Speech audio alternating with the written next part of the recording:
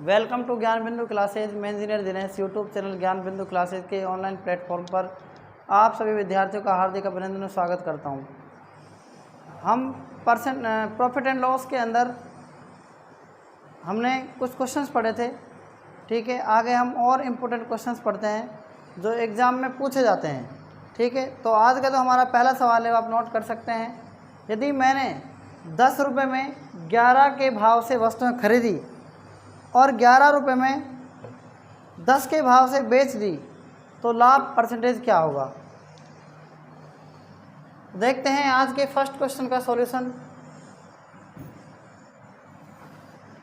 क्या कह रहा है, 10 रुपये में 11 के भाव से वस्तुएं खरीदी। देखो 10 रुपये में 11 के भाव से क्या खरीदी, यहाँ रुपये है और यहाँ क्या है 10 रुपये में 11 के भाव से। तो 11 क्या है, भाव मान लो आप इसका।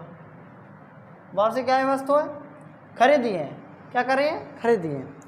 आगे क्या कह रहा है, 11 रुपये में 10 के भाव से क्या किए हैं, बेचिए, है ना। तो आप इसको बदरुगुणा करेंगे इसको इससे। तो आप बताओ इस ऊपर वाले में क्या था, बताओ ऊपर वाले में क्या था। इस 10 को इस 10 से गुणा करो, 100 आ जाएगा, ठीक है। इसको इससे गुणा करो, कितना आ जाएगा बताओ, 121 आ जाएगा। तो मेरी बात ध्यान से सुनना, मेरी बात को आप ध्यान से सुने कि मैं क्या बताना चाह रहा हूँ। वो कह रहा है कि 10 रुपये में 11 के भाव से वस्तुएं क्या की, खरीदी। तो ऊपर वाले में खरीदा है ना, तो आप जैसे ऐसे चलेंगे 10 रुपये में 11 के भाव से वस्तु खरीदी, तो खरीदने का मतलब क्या होगा बताओ, ये क्या हो सकता है बताओ, ये वाला। देखो जो ये ऊपर कह रहा है इसमें 10 रुपये में 11 के भाव से क्या की, खरीदी। तो इसका मतलब ये क्या है, इतने में खरीदी मतलब 100 रुपये, तो ये सीपी हो जाएगा। और ये कह रहा है 11 रुपये में 10 के भाव से वस्तुएं बेची, तो ये क्या हो जाएगा बताओ, एसपी आ जाएगा। बात आई कि नहीं समझ में। कोई चीज़ 100 में खरीदी और बेच कितने में दी, 121 में। तो बताओ प्रॉफिट परसेंट निकालना है इसका। प्रॉफिट परसेंट क्या होता है, तो प्रॉफिट कितने का हो रहा है बताओ, यहाँ से यहाँ तक 21 रुपये का क्या हो रहा है, प्रॉफिट हो रहा है। तो देखो प्रॉफिट बटा में क्या होता है, सीपी। सीपी कितना है, 100, और इंटू में 100, 100 से 100 कट जाएगा। तो प्रॉफिट परसेंट कितना आ जाएगा बताओ, 21% आ जाएगा। ये बात आप समझे या नहीं समझे बताओ, समझ गए ना। क्वेश्चन नंबर 2, एक आदमी ने कुछ पेंसिल 1 रुपये में 5 के भाव से खरीदी और 1 रुपये में 3 के भाव से बेच दिया, तो उसका प्रतिशत लाभ क्या होगा। तो करते हैं इसका हम सॉल्यूशन। 1 रुपये में क्या किया, 5 के भाव से क्या किया, खरीदिए ना। तो खरीदने को बोलते हैं सीपी। और 1 रुपये में 3 के भाव से क्या कर दी, 3 के भाव से क्या कर दी, बेच दी, मतलब एसपी। तो बात सुनना ध्यान से। जो इसके अंदर ये 1 रुपये दे रखा है ना आपको, 1 रुपये, और ये 5 रुपये, ये 1 रुपये और ये 3 रुपये। तो 1 को 3 से जो गुणा करेंगे ना अपन, यहाँ पर क्या आएगा, ये जो ये सीपी था ना, ये सीपी यहाँ आ जाएगा। बात आ गई। यहाँ पर जो होगा ना वो यहाँ पर आ जाएगा मतलब। और 3 एकम 3, तो सीपी कितना आ जाएगा बताओ। और जो ये है ना 5 एकम 5, जो इधर इसके सामने होगा ना ये एसपी, ये यहाँ पर आ जाएगा। तो 5 एकम 5 ये आ जाएगा क्या, एसपी। बात आ गई कि नहीं, आगे समझ में। कोई चीज़ 3 रुपये में खरीदी थी और बेच कितने में दी बताओ, तो आपको प्रॉफिट कितने का होगा, 2 रुपये का। तो आप यहाँ से प्रॉफिट परसेंट कैसे निकाल सकते हैं, प्रॉफिट बटा में क्या होता है, सीपी इंटू में क्या होता है, 100। तो प्रॉफिट परसेंट कैसे निकालेंगे, देखो प्रॉफिट कितने का, 2 का, सीपी कितना है 3, और गुणा में कितना है 100।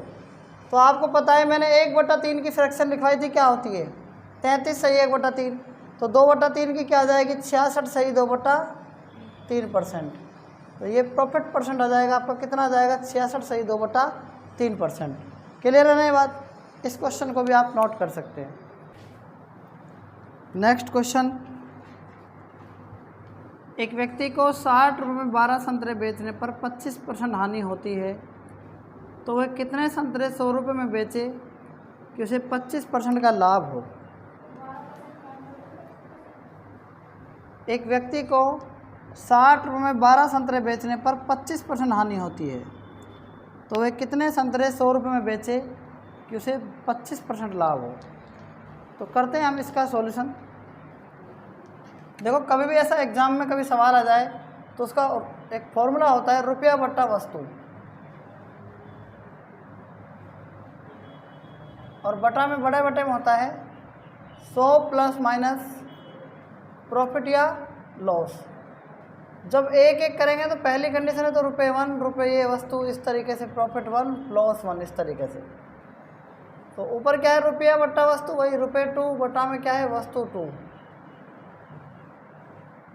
बटा में क्या है 100 प्लस माइनस प्रॉफिट या लॉस, इस तरीके से ये फॉर्मूला होता है। मतलब रुपये बटा वस्तु ऊपर आएगा, ये पूरा अंश है, ये पूरा क्या है हर है, ये पूरा अंश है और ये पूरा क्या है हर है। तो क्या कह रहा है क्वेश्चन में, एक व्यक्ति को 60 रुपये में 12 संतरे बेचने पर 25% हानि। 60 रुपये में तो 60 लिख दो, और वस्तु कितनी 12, और कितने की हानि या लाभ हो रहा है 25% की हानि हो रही, तो -25 करेंगे, ये याद रखना है आपको। क्लियर। आगे क्या कह रहा है, तो वह कितने संतरे 100 रुपये में बेचे, तो 100 रुपये में कितने संतरे बेचेगा, तो 1 संतरे बेचेगा, ताकि इसको क्या हो 25% का लाभ हो। तो 125 मतलब 100 में 25 जुड़ जाएगा। 60 में 12 का भाग दे दो, कितना आएगा 5 आ जाएगा। बटा में कितना है 100 में से 25 के कितने 75, ठीक है। और 100 बटा x, और 100 में 25 जोड़ेंगे तो 125, 25 से 75 और 25 पंजा 125। क्या करेंगे 25, इसको वज्र गुणा कर देंगे इस तरीके से। 100 बटा x को किससे गुणा करेंगे 3 से गुणा कर दें क्या, और 25, 25 एकम 25, 25 चौक 100, 4 से 12 आ गया, 12 बटा में x आ गया, बराबर में 1 बचेगा, 12 एकम 12, x की वैल्यू क्या जाएगी 12। तो एक बात याद रखना, तो 100 रुपये में 12 संतरे बेचे ताकि इसको क्या हो जाए 25% का लाभ हो जाए। क्वेश्चन नंबर 4, एक आदमी 100 रुपये में 20 संतरे 20% लाभ पर बेचता है, तो कितने संतरे वह 100 रुपये में खरीदेगा। तो करते हैं इसका हम सॉल्यूशन।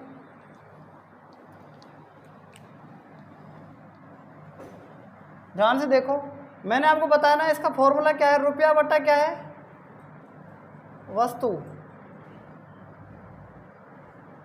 और बटा में क्या है 100 plus minus profit and loss. इसी प्रकार से बराबर में आपको यहाँ लिखना है रुपया बटा वस्तु बटा में 100 plus minus profit and loss. Question क्या कह रहा है ध्यान से सुनो, एक आदमी 100 रुपये में 20 संतरे, तो 100 रुपये मतलब रुपया ऊपर 100 रुपया है, वस्तु मतलब 20 वस्तु हैं, 20 संतरे हैं जितने जो भी हैं, ठीक है।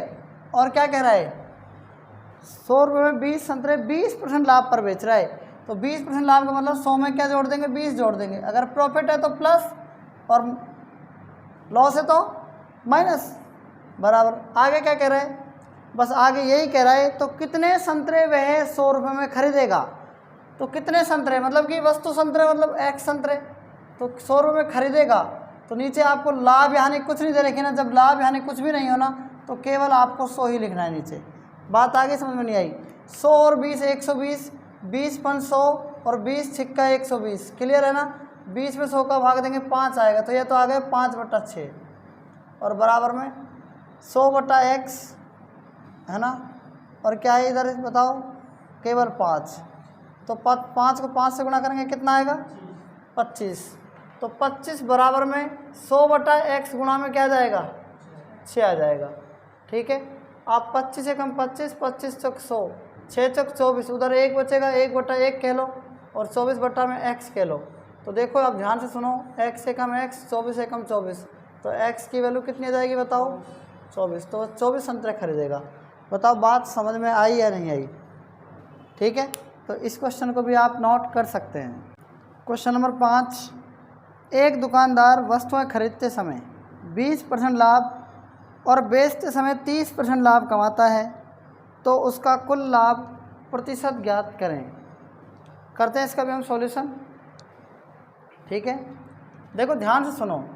कई बार कोई आदमी, मान लो ये क्या है, एक गाय है, इस गाय को लेके आया वो मान लो 100 रुपये में, ठीक है, तो खरीदते समय कितना लाभ कमाया इसने, मान लो 20%।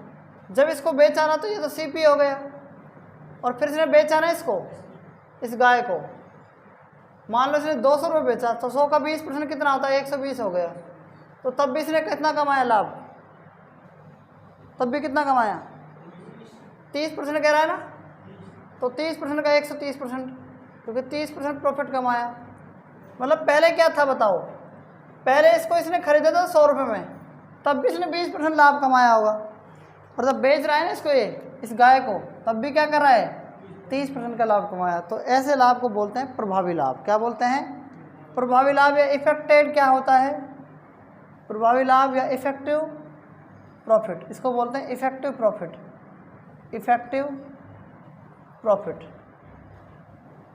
और इस इफेक्टिव प्रॉफिट को क्या कहते हैं, ध्यान से सुनना आप, ये इफेक्टिव प्रॉफिट को क्रमिक लाभ भी कहते हैं। क्या कहते हैं, क्रमिक लाभ। जब आप बाद में कभी डिस्काउंट पढ़ोगे तो आपको क्रमिक बट्टा आएगा, उसका एक फॉर्मूला होता है x + y + x + y, और इस प्लस प्लस को गुणा करेंगे तो प्लस x और y को दोनों को गुणा करना है, बटा में क्या जाएगा 100।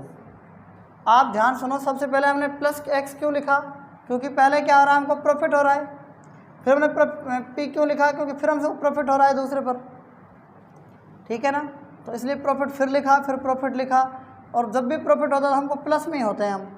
और प्लस के x को ध्यान से सुनना, प्लस x को और प्लस y को दोनों को गुणा करना है।